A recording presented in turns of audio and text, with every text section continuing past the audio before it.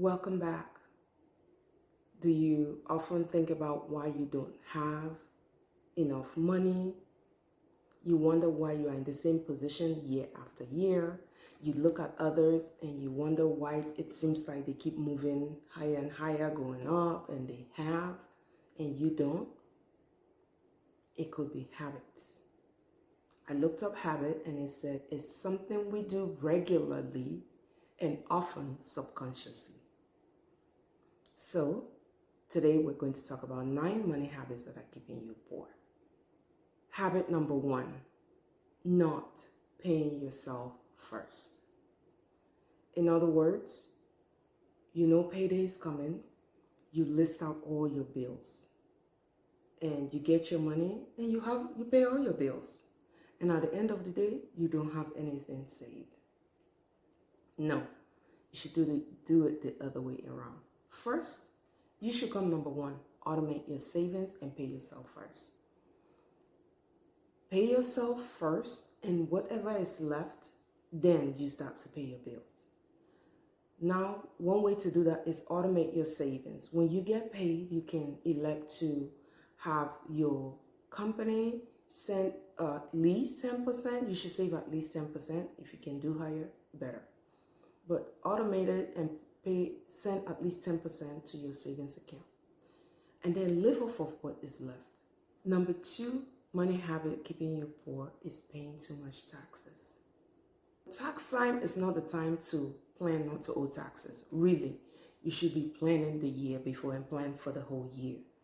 And there are people who are very, versed in taxes, can consult an accountant or, maybe a financial planner, somebody that can help you. You can also read. I'm a firm believer in, reading. Again, it has to be the legal way not to pay too much taxes. For example, you can open a health savings plan with your job, and also IRAs. There's the Roth or the traditional. Everybody qualifies for one. So that's another advantage. Number 3 is bad debt. If you want something, fine. But if you don't have the money to pay for it, you don't have to get it there. Then we can defer gratification.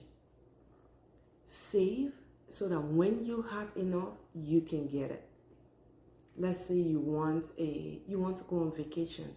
Nothing wrong with going on vacation, especially since you work so hard. But plan your vacation. Again, that's why it's good to have multiple savings account. So you can have an account that's strictly for vacation, and you send money there every month, every time you are paid, to save towards your vacation. You know how much your vacation will cost. You know how long it will take you to save. If you have not seen the savings tracker, you can go here and watch the video on savings tracker, how to track your savings. And then in the savings tracker, you put in the amount, it tells you the number of days, you put a time frame for when you want to go on your vacation or whatever you want to purchase, and it will track it right there for you. It comes time for you to go on vacation, you have all that money, rather than put it on credit card. Credit card debt, the average credit card debt continues to increase year after year. And the reason being, people are not planning and just putting everything on credit card. Number 4 habit keeping you poor is not knowing how to plan your money. In other words, you don't really know your income and expenses. You know you are getting paid and you just spend. You don't plan. You've got to plan. You've got to know how much are you bringing in. You've got to know how much your expenses are. For example, you are bringing in $3,000. Your expenses, let's say, is $3,500. You're not even conscious of that. You just spend, and then you know you don't have enough. You've got to plan. You know exactly how much is coming in. You know exactly how much you are spending. Number 5 money habit keeping you poor is keeping up with the Joneses. But you really don't know anything about their income. You don't know how they live. You don't know if they have money. You don't know if they are living in their car. You don't know anything about them. So you don't have to keep up. Just because somebody else bought a nice car does not mean you have to get a nice car. Or they bought a big house, it doesn't mean you have to buy a big house.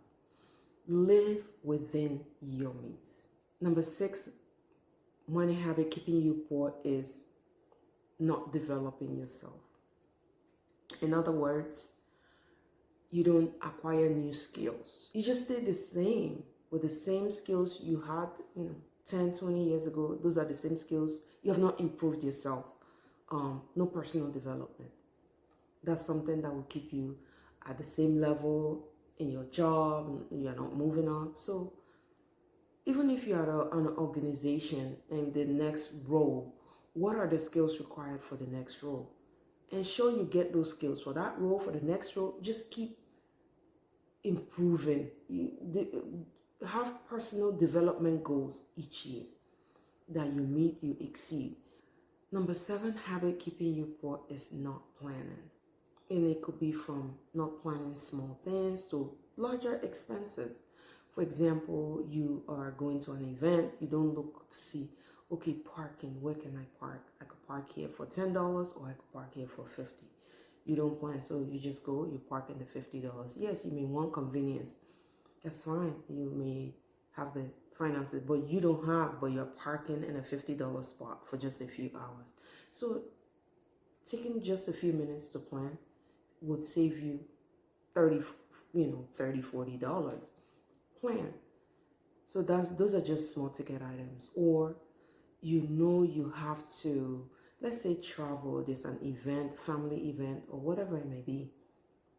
Rather than planning and purchasing your ticket ahead of time, you wait until last minute. So now you have to still purchase your ticket, but you're paying $200, $300, $400 extra.